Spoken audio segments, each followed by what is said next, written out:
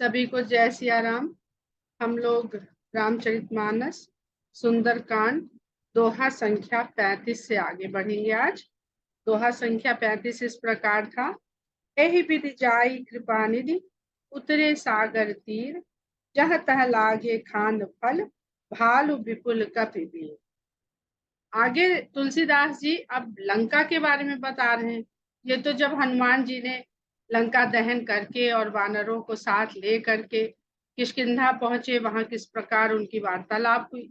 अब उनके जाने के बाद लंका में क्या दशा हुई।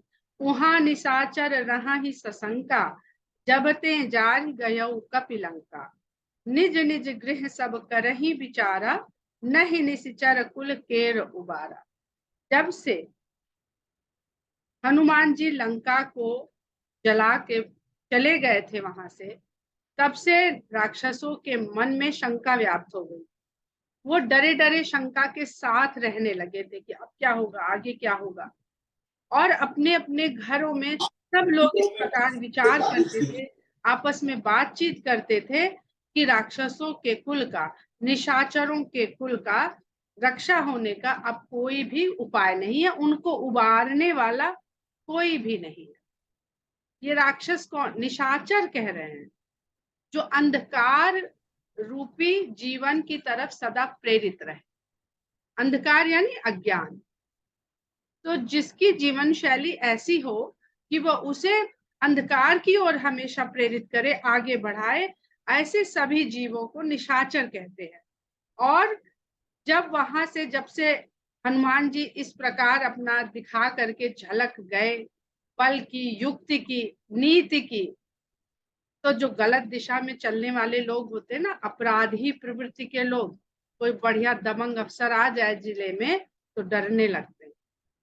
तो उसी प्रकार से हनुमान जी के खाली एक कृत्य को देख करके निशाचर लोग भयभीत हो गए और शंका के साथ रहने लगे। कहते हैं, जासु दूत बल बरनि न जाई, तही आए पुर कमन भलाई।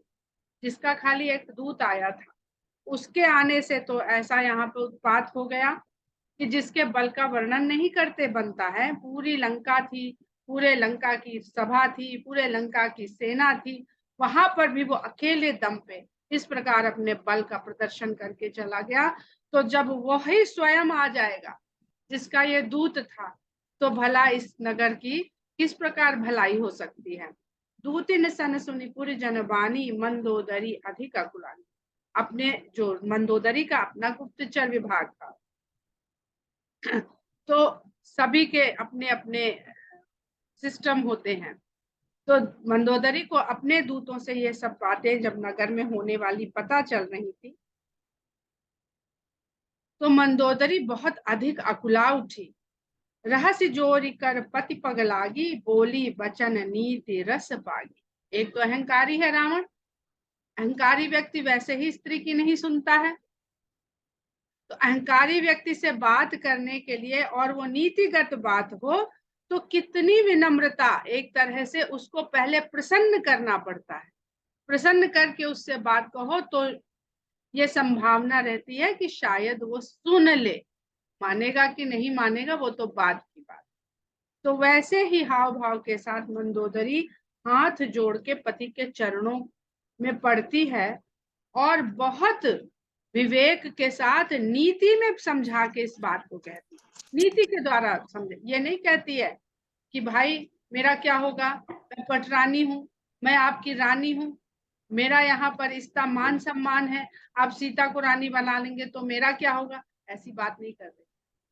ये होती है सीधी सीधी बात करना या मूर्खों की भांति बात करना।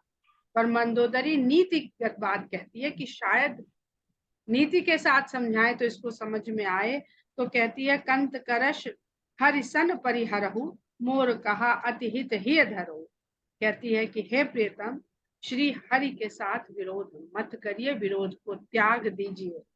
और मैं जो आपसे कह रही हूँ, मोर कहा अति हित ही धरो, मैं जो कहने जा रही हूँ इसी में आपका परम हित है, अति हित है। इसको हृदय में धारण कीजिए, सुनिए। समुझत जासु दूत कई करनी, श्रवहि गर्भ रजनी चर घरनी। वही मंदोदरी है जो अपने पति के प्रताप को इस प्रकार जानती है कि रावण के गर्जना करने से स्त्रियों के गर्भ स्रवित हो जाते हैं, उसको उसी के समान बल को बताते हुए कहती है कि जिसके दूत के खाली आने से और जिसकी गर्जना से राक्षसों की गृहिणियों के गर्भपात हो गए, गर्भ गिर गए। तासु नारी निज सचिव बुलाई, पठमहु कंत जो चाहु भलाई। अभी तो खाली दूत आया था, तो जो आपकी ऐसी पीढ़ी जो जन्म भी नहीं ली थी, संसार में आई भी नहीं थी, उनका सबका नाश हो गया, वो सब नष्ट हो गए गर्भ में ही। तो ऐसे व्यक्ति के दूत का जब ये प्रभाव था, म्यूट कर लीजिए रेखा जी, बहुत लोग अनम्यूट है। तो ऐसे व्यक्ति की स्त्री को तासु नारी निज सचिव बुलाई, अपने मंत्रियों को बुलाइए और उनकी स्त्री को उनके पास ससम्मान भेजिए, मंत्रियों के साथ पूरे प्रोटोकॉल के साथ ससम्मान उनके पास भेजिए यदि आप अपनी भलाई चाहते हैं। तब कुल कमल विपिन दुखदाई, सीता सीत निशा सम आई।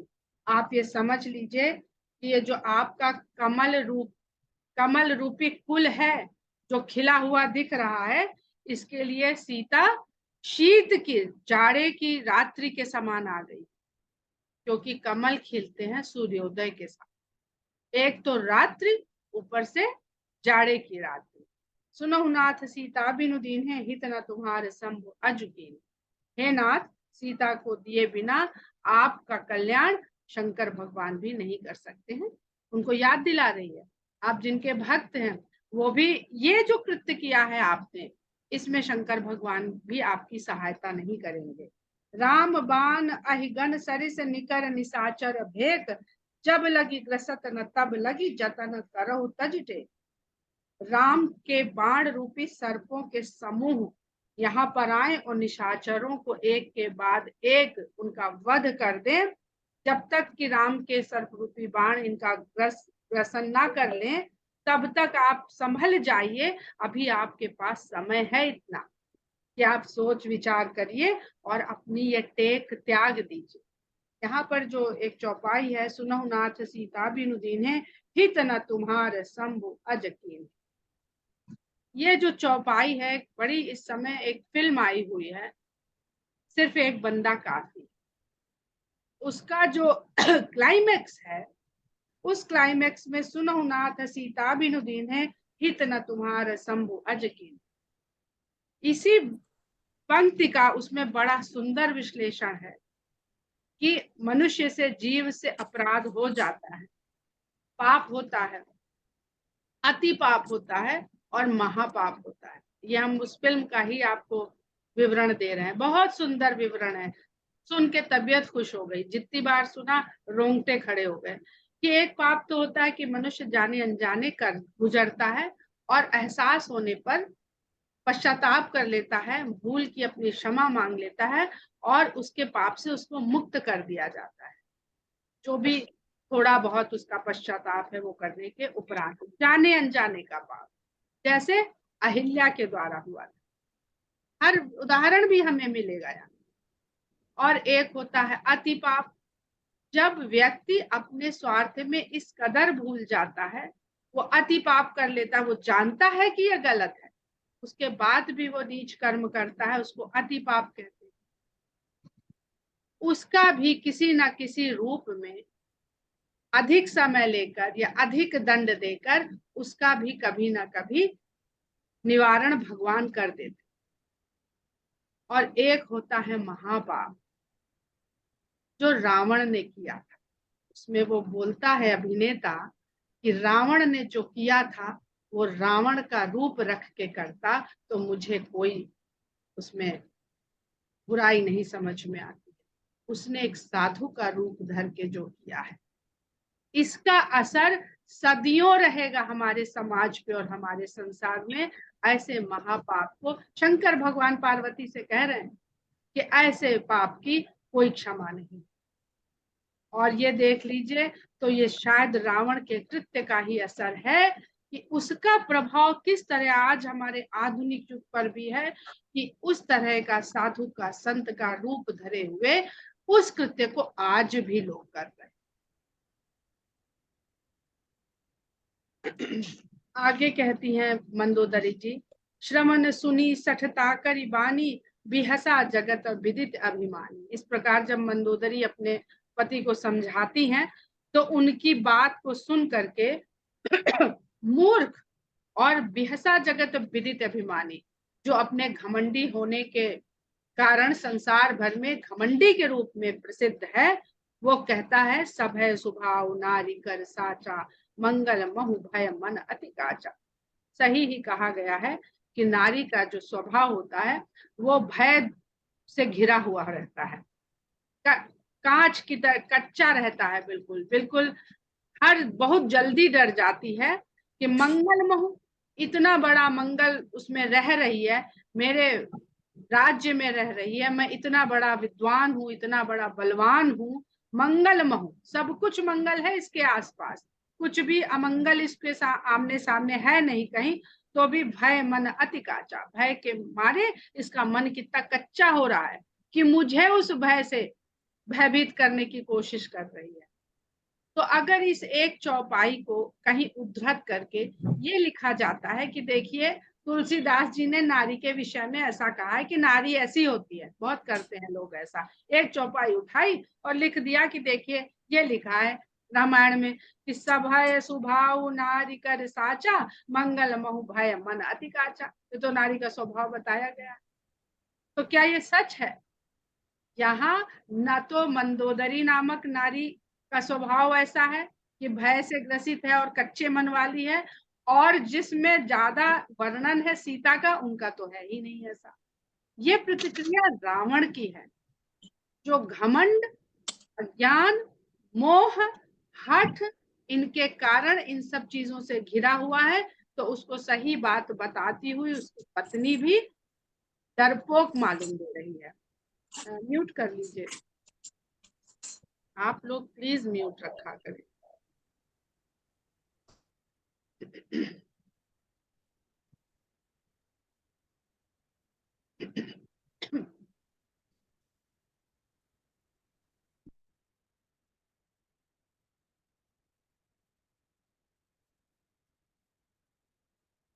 कहता है जो आवई मरकट कटकाई, जिये ही बिचारे निश्चर खाए, इतना बढ़िया शुभ होने वाला है कि यहाँ राक्षसों को खाने के लिए भोजन स्वयं चल के आ रहा है। तो अगर वानरों की सेना यहाँ आ जाएगी तो जो राक्षस है हमारे उनको खा खा के जिएंगे, उनके लिए तो घर बैठे भोजन भेजा जा रहा है। कंपही लोकप जाकी त्रासा ता सुनारी सभी तो बढ़िया, जिसके त्रास से लोकपति कांपने लगते हैं, अनेक लोगों के स्वामी कांपने लगते हैं, उसकी पत्नी इस तरह भयभीत होकर भययुक्त बात कर रही है, ये तो बड़ी हंसने की बात है। अस कही भी हंसिता ही उर लाई, चले सभा ममता अधिकाई। ऐसा कह के हंसते हुए उसने मंदोदरी को अपने गले से लगा लिया और बहुत प्यार ममता दिखा करके उसको सभा की ओर चल दिया कि मेरे होते हुए तुम्हें क्या घबराने की जरूरत है। मंदोदरी हृदय कर चिंता, भयं कंत पर विधि विपिन। उसके जाते ही मंदोदरी के हृदय में चिंता व्याप्त हो गई और वो ये समझने लगी कि उसके पति पर विधाता विपरीत हो गए हैं। बैठे हूँ सभा खबर ये सिपाही, सिंधु पार से ना सभाई। जाकर के जब सभा में विराजमान हुआ अपने सिंहासन पर, तो उसको ये समाचार दिया गया कि सागर को पार करके सेना तो आ गई है उतर के। बूझे से सचिव उचित मत कहूँ, ते सब हंसे मस्त कर रहा हूँ। अब कहा तो उसे था कि मेरी लंका तक कोई पहुंच ही नहीं सकता है, बाहरी कोई व्यक्ति आ ही नहीं सकता है। सीता को तो मैं अपनी इच्छा से लाया हूँ, सीता जी को मैं अपनी इच्छा से लाया हूँ। हनुमान जी आके चले भी गए, कुछ कर नहीं सके, तब भी उनको अभी बुद्धि काम नहीं कर रही।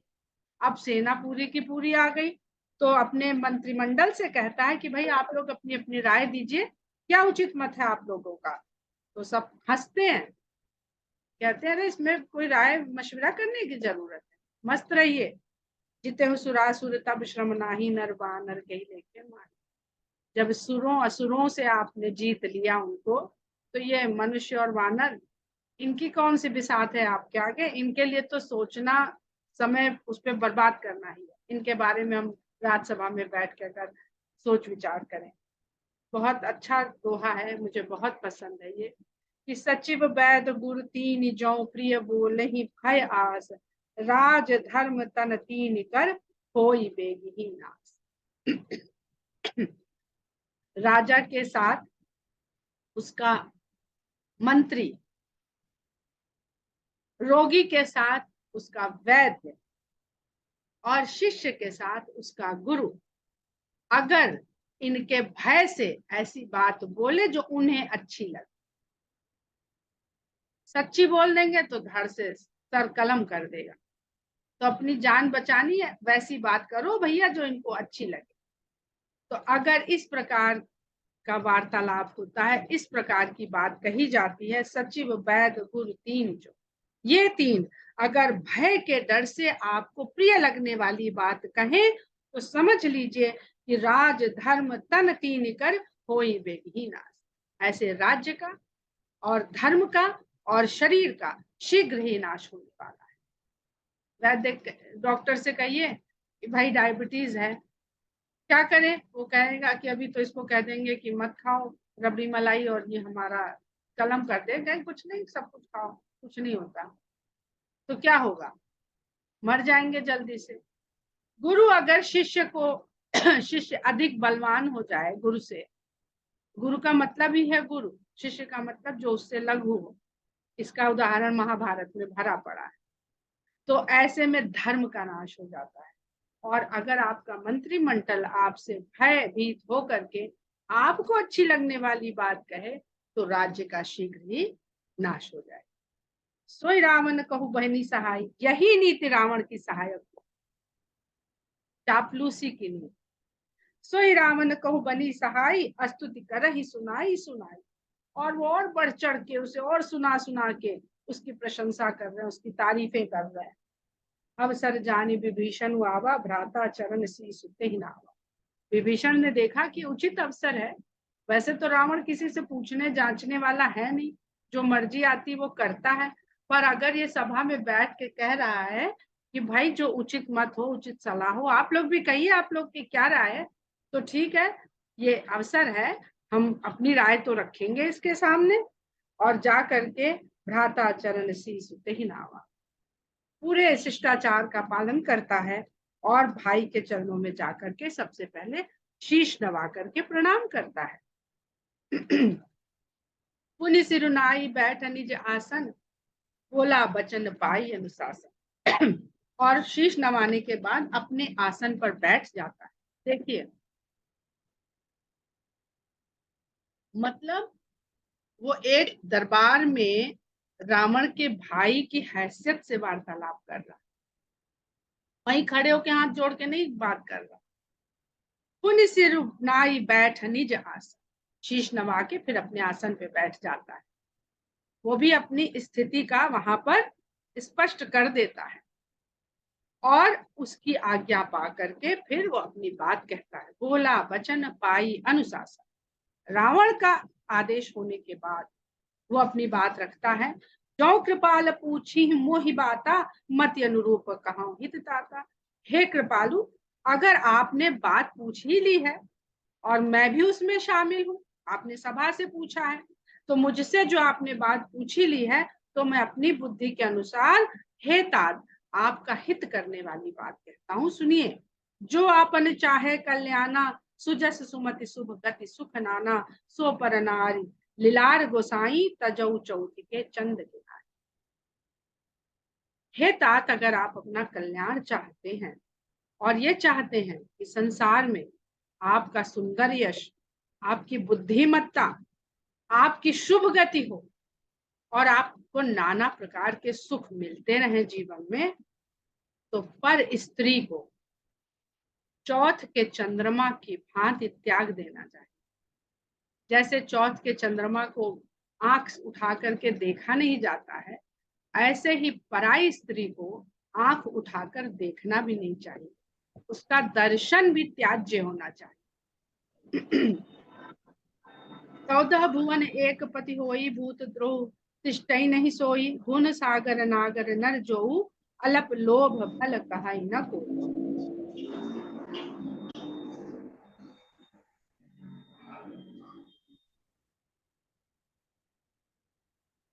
जो 14 भुवनों का एक अकेला स्वामी है आप तो लंका के स्वामी हैं खाली, वो 14 भुवनों का एक अकेला स्वामी है।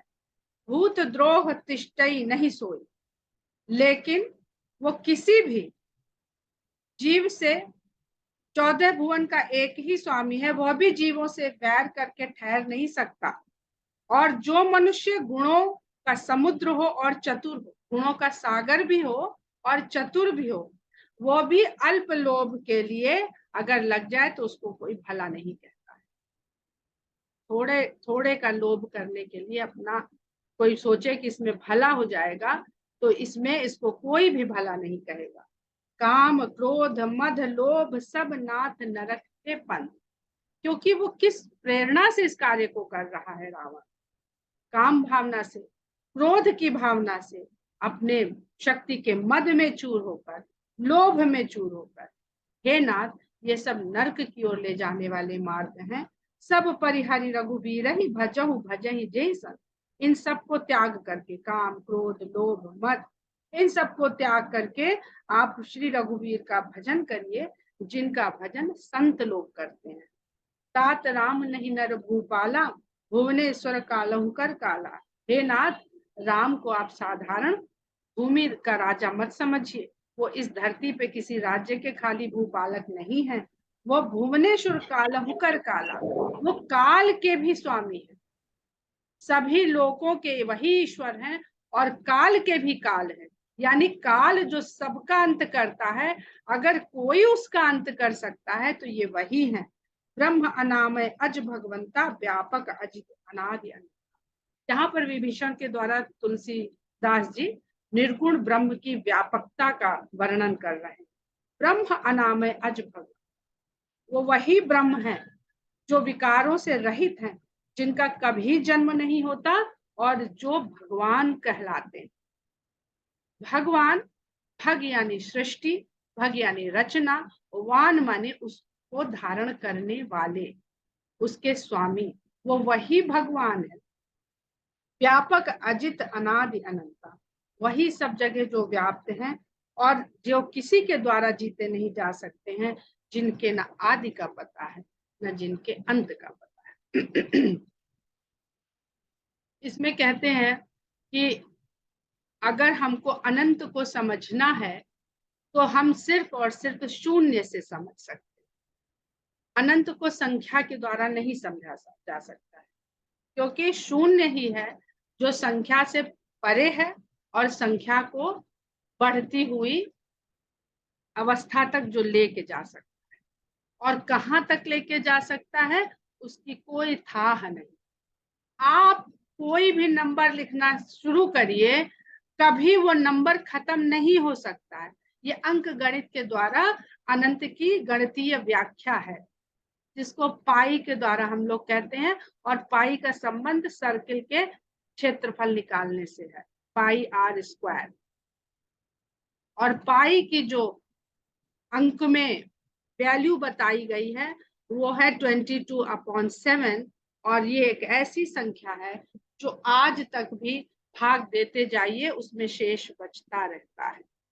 तो जो कहते हैं ना कि सदा विष्णु रहेंगे, सदा लक्ष्मी रहेंगी, सदा शेष रहेंगे, ये वही राम लक्ष्मण सीता है जो सदा रहेंगे।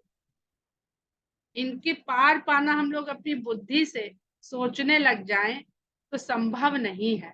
और शून्य जो होता है वही एक ऐसा आकृति है जिसको आप छोटे से छोटा भी रख सकते हैं और बड़े से बड़े की भी कल्पना कर सकते हैं। और वहां पर आरंभिक बिंदु कौन सा है आपको पता नहीं चलेगा, कभी पता नहीं चलेगा। इसीलिए जितना भी हम देखते हैं सब ऐसे ऐसे चलता है। हम ये जान ही नहीं सकते हैं अपनी बुद्धि के द्वारा कि सगुण से निर्गुण है कि निर्गुण से सगुण है। ये सोचना भी बुद्धि की सीमित अवस्था को प्रकट करता है। जो लोग इस प्रश्न में उलझ गए वो फिर उलझ जाते हैं, वो पार नहीं पा पाते, वो इसी में चक्कर काटा करते हैं, यही चक्कर काटा। तो ब्रह्म अनामय अज भगवंता व्यापक अजित अनादि अनंता गोद्विज धेनु देव हितकारी कृपा सिंधु मानुष तनुधारी। गाय, ब्राह्मण, देवता और यहाँ पे गोद्विज धेनु कहा गया है, 2 बार क्यों कहा गया? गो माने भी गाय और धेनु माने भी गाय। तो गोद्विज धेनु देव हितकारी, धेनु कहा जाता है धरती को, पृथ्वी गाय रूप में भगवान के पास गई, और गो कहा जाता है इंद्रियों को, गोतीतम। तो ये अब आपकी अवस्था है कि आप वहां पर, तुलसीदास जी ने लिख दिया है, उन्होंने क्या सोचकर लिखा है वो हम लोग वहां तक नहीं पहुंच सकते। ये हम अपनी अपनी बुद्धि, क्षमता, श्रद्धा, आस्था के अनुसार हम समझ लो। कुल मिलाकर बात इतनी समझ में आती है कि जो किसी को देने का कार्य करता है, भगवान उसकी रक्षा के लिए मनुष्य तन धर के आते, वो चाहे गाय हो, चाहे धरती हो, चाहे देवता हो, चाहे ब्राह्मण। जिसने देने का ठाना है जीवन में, वही गाय हो सकता है, वही धरती हो सकती है, वही ब्राह्मण हो सकता है, और वही देवता हो सकता है। जो देता है वो देवता है, जो लेता है वो देवता नहीं। तो देने वाले का भगवान का कृपा सिंधु मानुष तनुधारी, ऐसे कृपा के सागर मनुष्य का तन धर के आए हैं। जन रंजन भंजन खल भ्राता वेद धर्म रक्षक सुन भ्राता। ऐसे भगवान जो लोगों के मन को आनंद देने वाले और दुष्टों का संहार करने वाले हैं, वेद और धर्म की रक्षा करने वाले।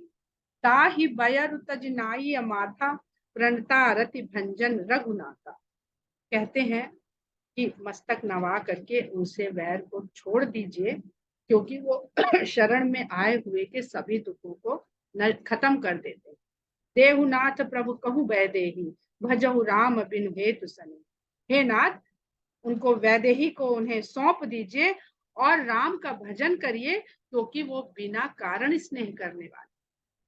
शरण गए प्रभु ताहु न त्यागा विश्व द्रोह कृत अग जहि लागा। जिसपे विश्व द्रोह का भी पाप लगाओ। अभी अभी हमने जो फिल्म की, आप लोगों को एक छोटी सी उदाहरण से समझाने का प्रयास किया कि विश्व द्रोह का भी पाप लगाओ, कि समस्त विश्व का उसने विनाश करने की ठान ली हो, ऐसा व्यक्ति भी यदि भगवान की शरण में चला जाए तो उसको भी वो त्यागते नहीं। जासु नाम त्रय ताप न सावन, जिनका केवल नाम ही इस संसार के तीनों तरह के तापों को नष्ट करने वाला है, दैहिक दैविक भौतिक। सोई प्रभु प्रकट समुझ जिय रावण, वही भगवान प्रकट होकर के यहाँ आए हैं। हे रावण, अपने जी में समझो जानो। रावण तो सब समझ ही रहा है, उसने तो हनुमान जी जब चूट नखा ने बताया है जाके, उसने तो उसी दिन विचार कर लिया। तो रावण ज्ञानी है, वास्तव में ज्ञानी, वो ऊपर से खाली दिखावा कर रहा है। वो इसीलिए किसी की बात नहीं समझ रहा है, नहीं मान रहा कि ये तो हमें, हम तो अपने मुक्ति का मार्ग बना रहे हैं, ये सब हमें चाहते हैं कि हम क्षमा मांगने और ऐसे भी राजकाज में फंसे रहेंगे। बार बार पद लागू विनय करूं दस शीस, परिहरिमान मोहम्मद भजों कौशला दीस। तो बार बार उनके चरण पकड़ता है और कहता है, हे दशानन, हे दश शीश, मैं आपसे विनती करता हूँ कि ये मान मोह घमंड को त्याग दीजिए और कौशलाधीश को भजिए। 10 शीश बुद्धि है, यहाँ दशानन नहीं कह रहे हैं, 10 शीश। शीश के भीतर बुद्धि रहती है, आनंद में खाली भाव प्रकट होता है। तो आपके पास तो 10 गुनी बुद्धि अधिक है, तो आप कौशलाधीश को भजिए। मुनि पुलस्त निज शिष्य सन कही पठई है बात, तुरंत सो मैं प्रभु सन कही पाई सुअवसर। कहते हैं कि पुलत से मुनि ने भी अपने शिष्य के द्वारा आपके लिए ये संदेश भिजवाया है, जिसको अवसर पाके मैं आपसे कह रहा हूँ। पुलत से रावण के दादाजी, पुलत से का पोता है रावण, पुलत से के पुत्र विश्रवा, विश्रवा का पुत्र रावण। तो हम लोग समय शायद हो गया है।